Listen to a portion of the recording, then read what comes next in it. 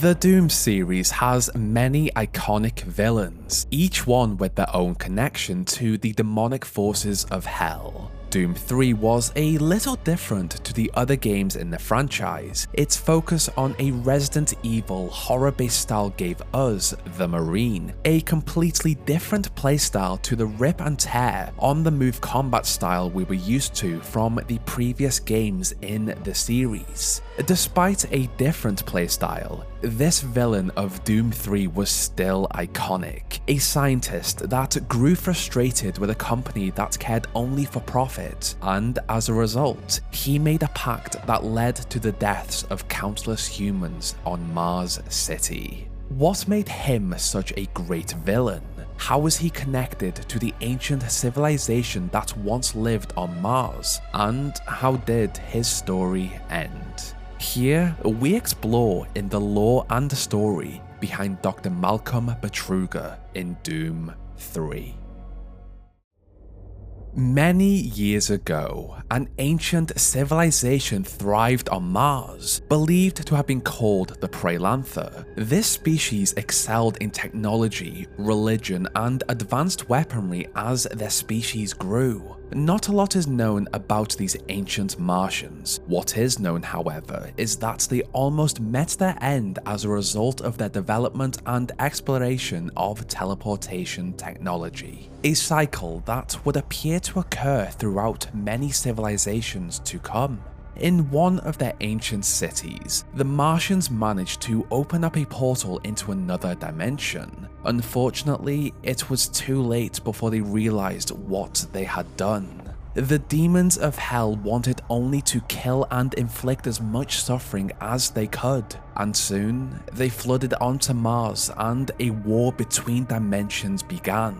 The Prelanther fought as hard as they could, but even with the advanced technology and weaponry they had developed, they found themselves on the losing side of this battle. It quickly became apparent that no matter how many demons they killed, more always came.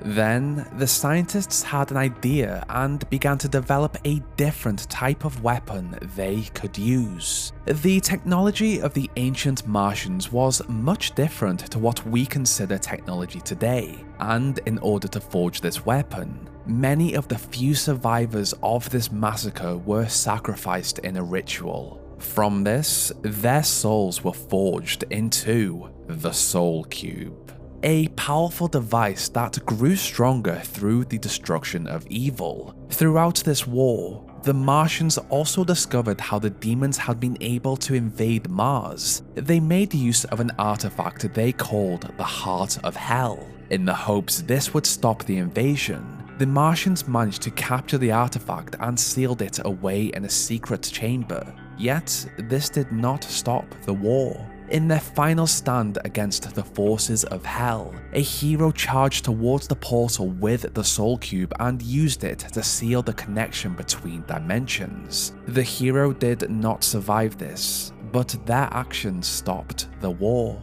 The Prelanther later buried the hero, their dead, the artifacts they had developed, and finally left a warning to those who came across the ruins of their civilization of the dangers of teleportation technology.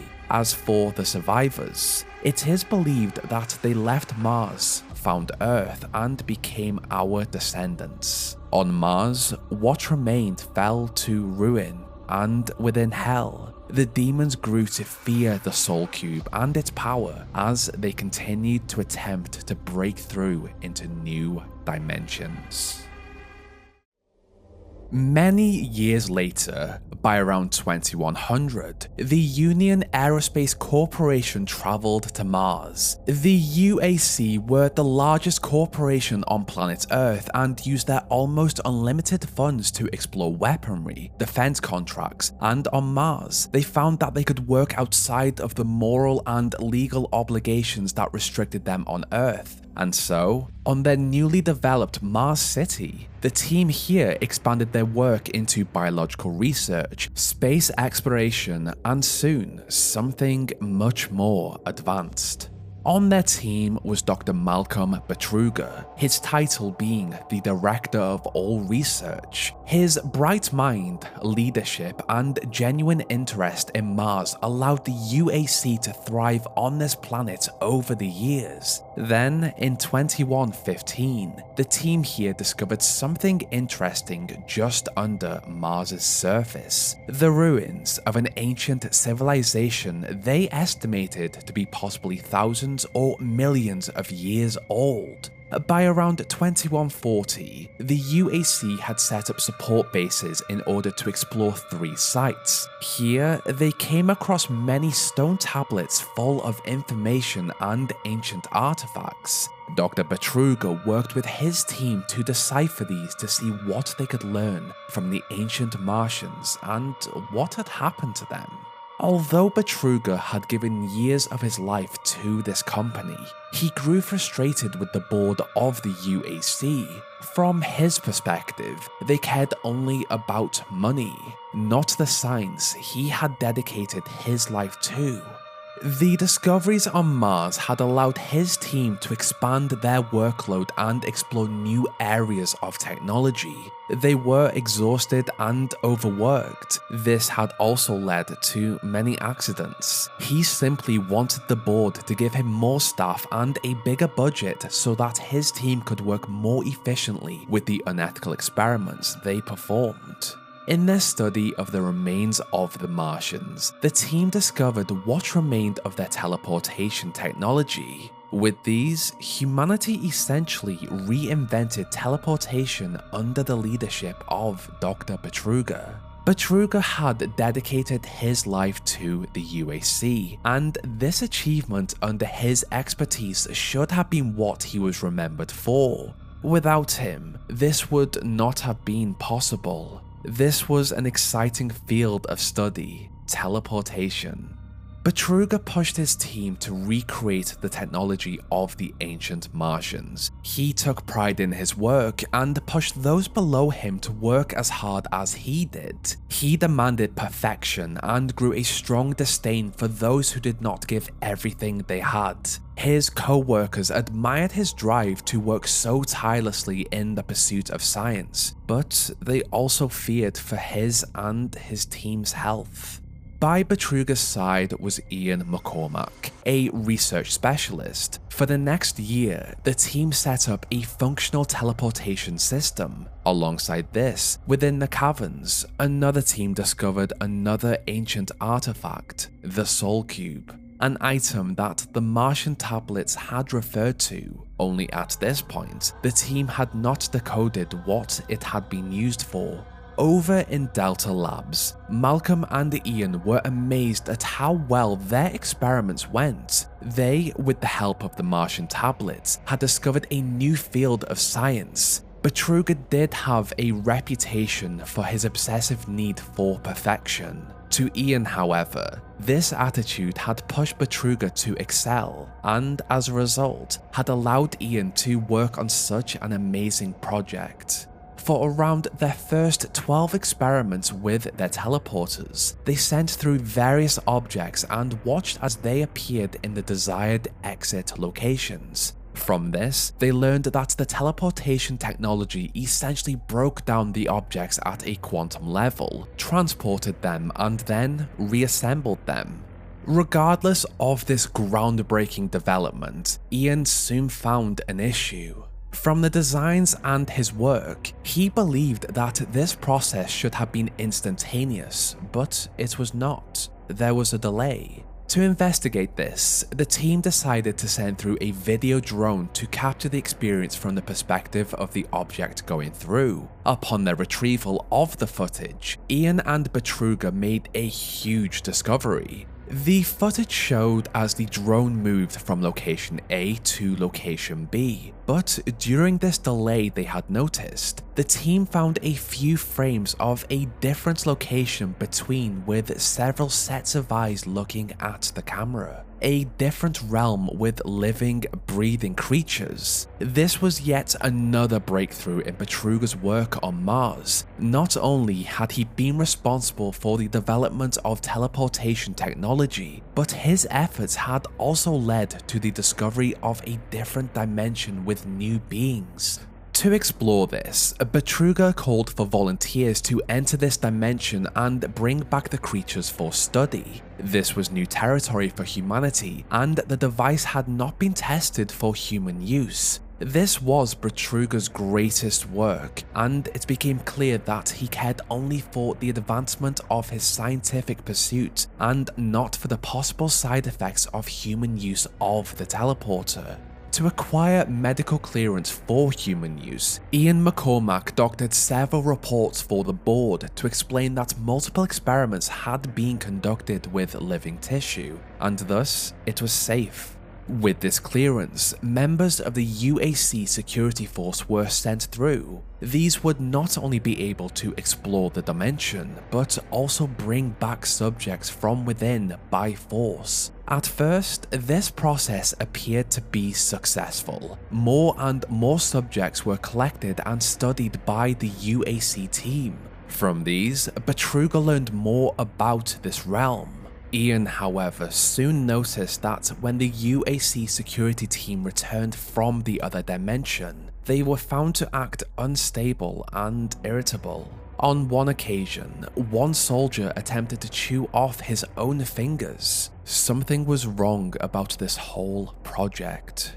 Despite this, Betruger ordered for the operation to continue. Every 2 days, new teams were sent in. Each time they returned, they reported what they had experienced within, nightmarish creatures and sightings. Eventually, Ian and the team realized that this was not just a normal dimension, it was hell, and the creatures they had captured for study were demons. This did not disturb Betruger. He cared only about his own pursuits. Human life was a sacrifice that had to be made for the exploration of this dimension. Not everything was as it appeared to be. Betruger's obsession with hell had seemingly formed a connection between him and the entities within. He had found something much greater than himself and the human population of Mars. Something bad was on the way. Humanity had repeated the mistakes that the ancient Martians had made many years before. The team worked on the Martian tablets and discovered their warnings of teleportation, demons, and the hero that had closed the connection between dimensions. The teleportation experiments had, however, already been ongoing for the past year. In 2145, Dr. Betruger was contacted by a demonic force. He was told of the power of the Soul Cube his team had discovered in one of the ancient Martian sites, and that he could trade this cube for power and immortality. The hellish corruption was strong in Betruger, and with this offer available, Malcolm entered a portal to hell. Ian McCormack watched as this happened. This was an unscheduled trip and no one could stop him from entering. McCormack waited for his boss to come back, confused on what had occurred.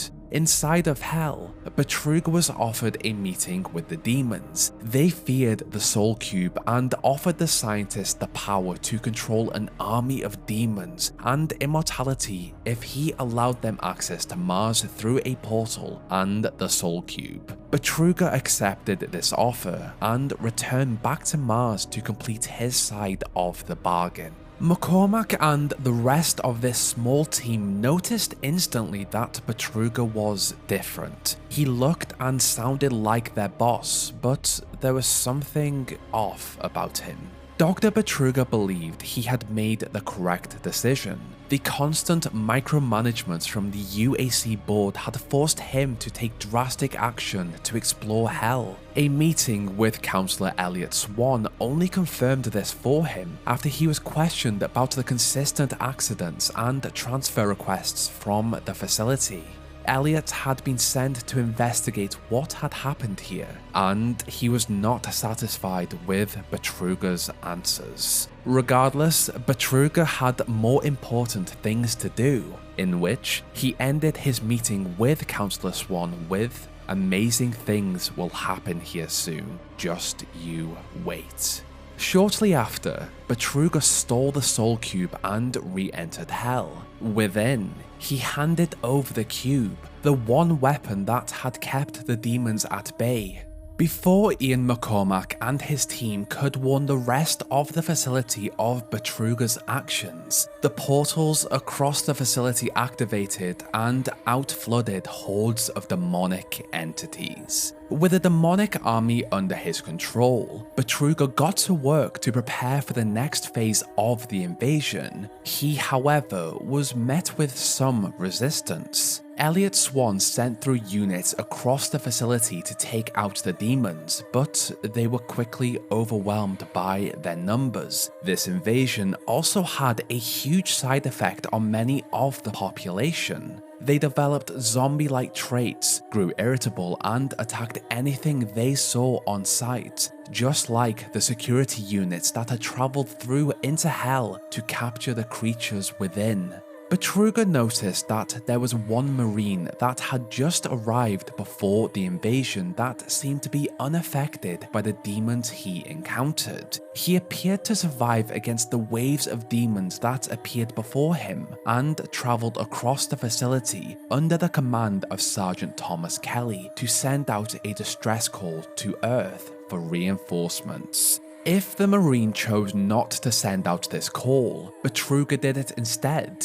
Eventually, through a video call, Malcolm explained that he was responsible for this entire invasion. The fleet that was on its way to save Mars would be the perfect method to spread the Hell invasion to Earth, without a need for the Marine. Over the following hours, Betruger attempted to murder him through multiple methods: toxic gas, hordes of demons, and after many failed attempts, he even activated a portal to pull the Marine into Hell in the hopes he would be trapped there. Betruger's invasion appeared to be going to plan at first, but the Marines soon began to defy his expectations. Not only did this Marine discover the Soul Cube, but he also escaped Hell with it and sealed the portal behind him.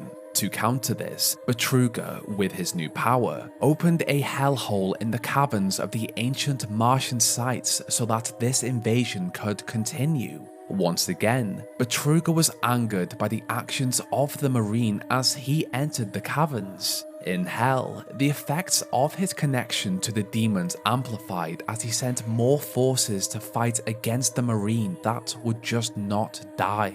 The rescue fleets were close. He just had to keep the portal open until they arrived. Despite his best efforts to stop the actions of the Marine, Betruger soon realized that his plan had failed. The Marine fought with a cyber demon and used the power of the Soul Cube to seal the final portal between Hell and Mars. As Betruger had found himself within Hell when the portal was sealed, he discovered that he was trapped there. His actions had led to the mass death of the entire population of Mars. His plan had almost been successful.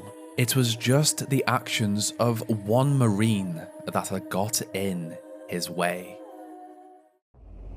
Dr. Malcolm Betruger had joined forces with the demonic entities of Hell, and in his new home, he became a part of this immortal population. He essentially shed his human body and became a part of something greater. Betruger became the Maledict, a deadly skeletal wyvern.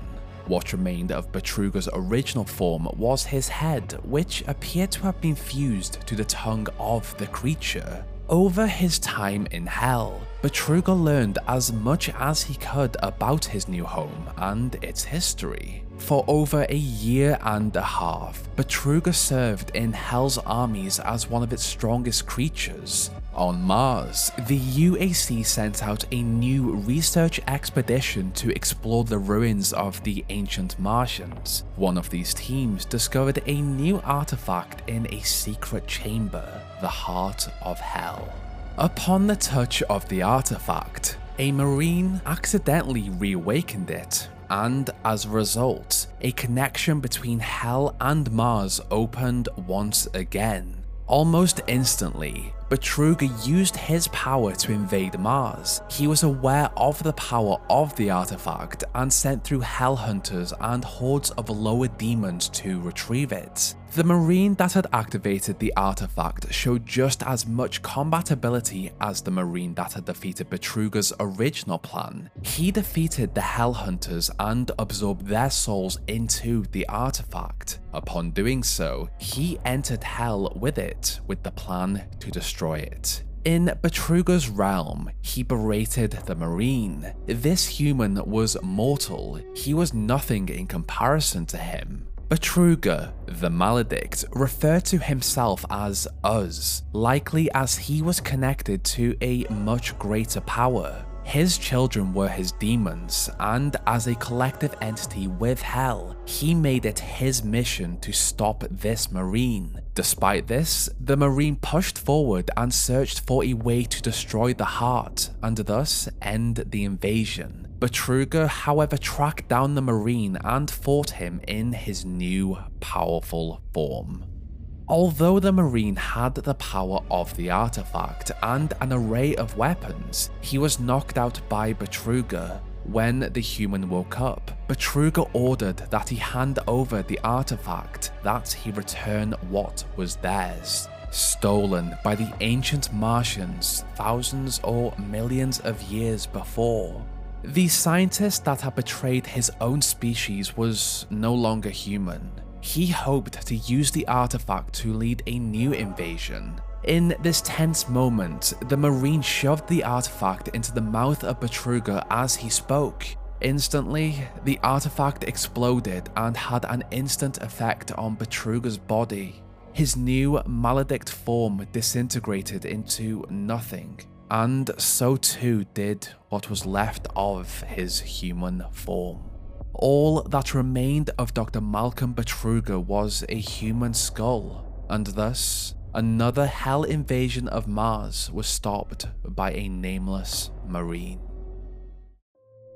Dr. Malcolm Betruger gave his life and dedication to a company that appeared to care only about profit. He was overworked and genuinely passionate about his field of study. He was the villain of this story, and yet the board of the UAC were in a way responsible for the treatment of their staff, and as such, his actions. He was offered an opportunity to escape the life and work environment he hated by a demonic force and became something new, the Maledict. Betruger's time with the demonic forces of Hell lasted only for a year and a half. His actions, however, led to the deaths of hundreds of people. In this rare occasion in the Doom universes, we know the fate of Dr. Malcolm Betruger, and in another timeline, it would appear that other scientists would also make the same mistakes he did. Doom 3 falls into an interesting category for so many different reasons in the Doom community. The fact that it was more of a stealth horror game along the lines of Resident Evil was something that put a lot of people off. Personally, I love the Resident Evil games. We will ignore 6 ever happened. For me, Doom 3 was a great game to play through. The Lost Mission DLC was a standout for me. The constant waves of enemies in the Hell section felt very reminiscent of the other Doom games. Overall, the Doom 3 base game was not really a Doom game. It is Resident Evil wearing a Doom skin. Now, I explored Betruger as much as I could in this video. As the player, our interactions with him were pretty limited. Luckily, the diary logs of other characters gave us a better insight, best one being Ian McCormack. This video also focuses solely on Betruger in Doom 3, not that awful film. I did want to add parts of the books as they are actually pretty good, but the dates in them contradict parts of the game story. It is a shame really. This was the lore and story behind Dr. Malcolm Betruger in Doom. If you enjoyed this, then please leave a like, drop a comment below, and even share it with another Doom fan. If you disagreed or generally disliked this, then also let me know in the comments below. I appreciate you watching this video regardless of how you felt about it. Subscribe for more content if you like this too. As usual, I would like to thank my amazing gold tier patrons and channel members, the best resistance fighters you could ask for, and they got this about a week early. Jonas, Lewis, Queen Arby, Fluffy the Dragon, Chicken Guy 791, Ruben Mendoza, Duke, Toadnut, Oren X, Azu, Karatana, AJ, Verona, Comfy, BG Games, and Apravis. Apravis is new this week. I'm so sorry if I got your name wrong. Now, what did you think of this lore? Did you see Betruger as a villain or another victim? And do you consider Doom 3 a Doom game or something else? This is where our story ends. Check back next week for a new one.